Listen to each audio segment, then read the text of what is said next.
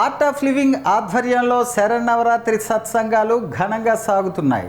3వ రోజు డాక్టర్ అమ్మన్నాయుడు గారి ఇంట్లో సత్సంగానికి ముఖ్య అతిథిగా స్థానిక శాసనసభ్యులు art of living senior teacher Gondu Shankar ముఖ్య అతిథిగా పాల్గొన్నారు.